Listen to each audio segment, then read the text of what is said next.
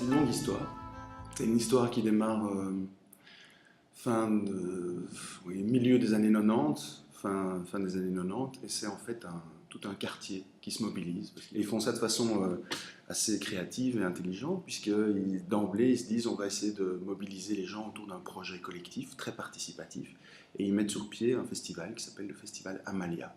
Et tout d'un coup, la création artistique et l'élaboration d'un projet artistique est à la portée de tout un chacun. En 2002, ce projet Amalia se concrétise à travers la participation à Amalia Cosmogonie, sous la forme d'Amalia Cosmogonie, à une grande Zinneke Parade en 2002.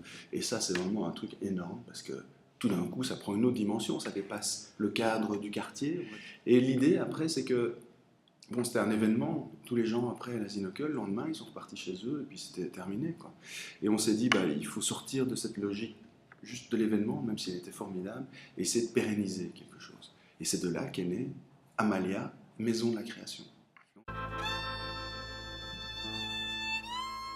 L'idée, c'était d'organiser des ateliers, etc., avec toujours dans cette rencontre entre un collectif d'artistes et un milieu associatif dynamique et vraiment proactif, comme on dit dans ce domaine-là. Et donc, dès 2003, on s'est installé dans un bâtiment qui était à l'abandon. On a squatté ça. C'est l'ancien hôtel communal sur la place Boxtal, un très beau bâtiment, mais qui était tout à fait à l'abandon, qui était une école avant. Et puis on s'y est installé, on a organisé une cinquantaine d'ateliers par semaine, on était fous.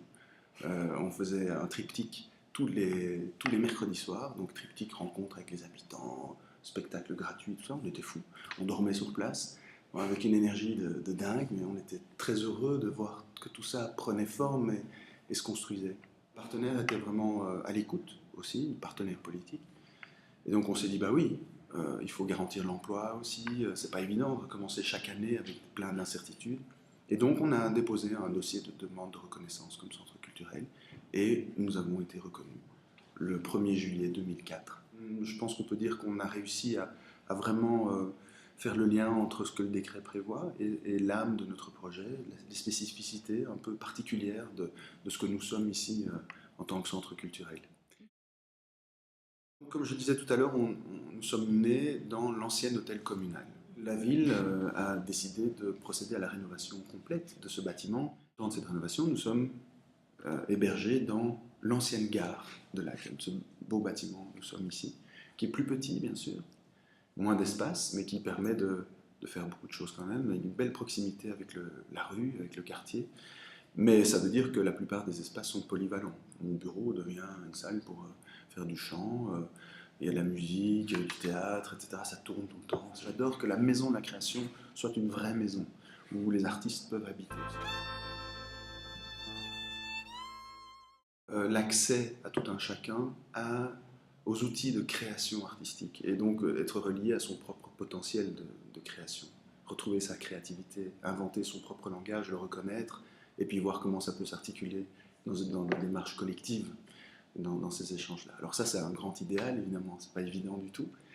C'est toute la notion d'accès à la culture, aux cultures, comment est-ce qu'on fait quand on a beau. Donc il y a tout un travail de médiation artistique et culturelle à faire, mais voilà, on travaille beaucoup à la mise en place de tous ces liens qui peuvent nous relier les uns aux autres, et on utilise comme outil l'artistique, quoi. Donc on aime bien faire se rencontrer des professionnels, des amateurs. Chaque fois qu'on fait des événements du type triptyque, comme j'en parlais tout à l'heure, ben on essaie de faire en sorte que les gens puissent mettre la main à la pâte. Ils sont invités à peindre, à se costumer, à se retrouver devant une caméra, et à interagir comme ça. Donc à faire l'expérience finalement de ce que c'est la création de façon vraiment active et non pas dans un statut de spectateur uniquement passif et avec la distance que ça représente. Tu sais,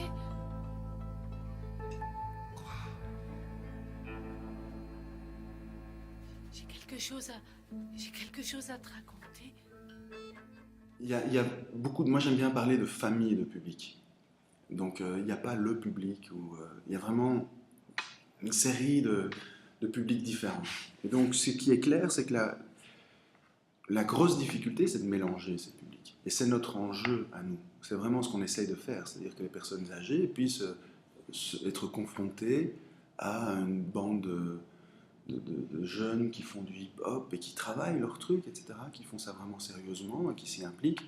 et que ces personnes âgées, on va dire ça comme ça, passent au-delà de leurs a priori et puissent apprécier ça d'une manière ou d'une autre. Ça ne veut pas dire aimer, trouver ça génial et se mettre à faire du hip-hop, mais apprécier cette démarche et la reconnaître pour ce qu'elle est, c'est-à-dire vraiment une démarche de création artistique. Et inversement, évidemment.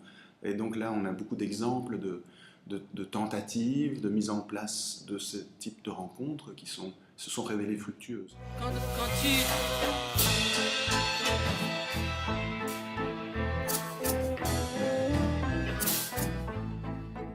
Il y a vraiment tout un tissu d'associations qui font, pour les unes, la lutte contre le décrochage scolaire, d'autres, valorisation du patrimoine architectural et historique du quartier, d'autres encore qui se mobilisent pour la médiation avec des jeunes en difficulté. Donc cette CSL, comme on l'appelle, hein, Coordination sociale de Laken, joue un rôle important dans le lien entre toutes ces associations. Et donc nous participons bien sûr au premier plan à cette coordination et nous sommes reliés avec toute une série, de façon très intime presque, avec toute une série de ces associations, puisque pas mal d'entre elles font partie de l'Assemblée Générale, voire du Conseil d'administration. Le lien avec les associations est très fort, on est vraiment dans un tissu très très soudé ici, pas toujours facile, avec beaucoup de contrariétés et de points de vue différents. Hein. Le social et l'artistique ne se rencontrent pas de façon nécessairement spontanée et naturelle, c'est un travail vraiment sur le long terme. D'autant que nous avons des exigences artistique importante, c'est-à-dire qu'on ne fait pas de compromis facilement sur la qualité artistique.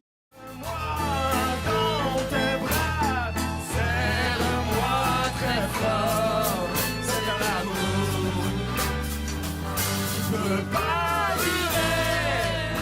J'ai fait une licence en journalisme à l'ULB, et donc je me voyais reporter, voyage, etc. J'ai fait pas mal de voyages, mais dans le même temps, j'étais très fort impliqué dans la musique. J'ai fait pas mal de productions en studio, etc. J'étais très fort branché là-dessus, et de peinture aussi. J'ai fait pas mal d'expos.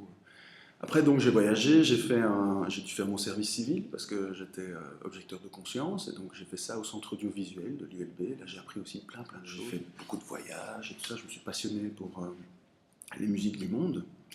Et j'ai finalement été engagé à la Société Philharmonique de Bruxelles. Ça, c'était en 96-97, pour lancer les cycles de musique du monde au Palais des Beaux-Arts. En fait. Un jour, mon ami Baudouin de Gers m'a contacté en disant ben voilà, il y a toute cette dynamique, les Ineke Parades, est-ce que ça t'intéresse? Je me suis impliqué là-dedans aussi. Et puis il m'a dit est-ce que tu as envie de créer avec moi ce projet de Amalia, Maison de la Création. Et ça correspondait à une étape de ma vie où j'avais envie de m'impliquer dans le socio-artistique, effectivement. J'avais travaillé vraiment dans l'artistique de très haut niveau, vraiment extraordinaire, un outil fantastique. Mais j'avais envie de m'impliquer dans le lien au plus grand nombre.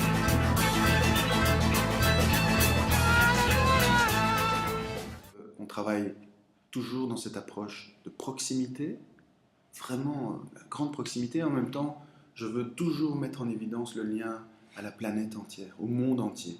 Finalement, c'est toujours cet équilibre intéressant, ce lien intéressant entre notre vie, notre petit quotidien, là, et puis la planète, et la responsabilité peut-être que l'on a, en tant qu'individu, qu'être vivant.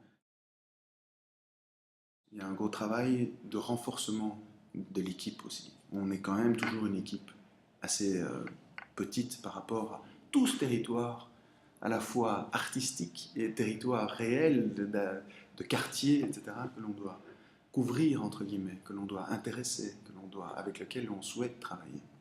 D'autant qu'il y a des enjeux ici sociaux qui sont très importants. Il y a un taux de chômage des jeunes qui touche les 40%. Il y a beaucoup de choses importantes à faire, quoi. Quand tu... Un enfant qui doit avoir une dizaine d'années, d'origine turque, qui s'inscrit à l'atelier art visuel, et qui était mené à l'époque par l'artiste Anne Vilquin. Et cet enfant, il adore Dragon Ball Z, vraiment, il adore dessiner ce personnage. Et il ne dessine que ça. Et donc Anne, qui mène cet atelier, pose des questions sur ce personnage, d'où il vient. Et comment il s'appelle, et qui c'est, etc. Et au départ, il lui répond, bah, c'est un Chinois. Alors il dit, bah, je pense pas qu'il soit chinois, je crois qu'il est plutôt japonais, Dragon Ball. Atelier suivant, Anne demande le vidéoprojecteur et elle ramène un film, Les 7 samouraïs. Petit à petit, elle va l'emmener vers tout cet univers des samouraïs, de ces chevaliers, tout ça colle bien avec son univers à lui. Et elle va avec lui créer un outil pour peindre. C'est un grand bambou sur lequel ils vont accrocher de part et d'autre un pinceau. Et ça lui fait une espèce d'arme de peinture. Et donc c'est tout cet univers qui s'enrichit, ce petit garçon qui partait de son personnage de manga et qui va se retrouver un jour devant le public ici. Il arrive avec son turban dans les cheveux, une espèce de, comme en kimono, comme ça, mais inventé, avec son espèce de grand bâton, comme dans les arts martiaux, tout ça. Il a une grande feuille blanche qui est posée au sol. Il a des pots d'encre de Chine. Il plonge son pinceau d'un côté, il fait un trait comme ça sur le papier, et puis il va chercher de l'autre côté. Il fait une espèce de calligraphie complètement improvisée. C'était extraordinaire. Ça, c'est ce que j'aimerais bien qu'on puisse réussir à faire avec toutes celles et ceux qui sont à la recherche ou à l'écoute et à la recherche de leur propre potentiel. Je vois les lèvres chaudes.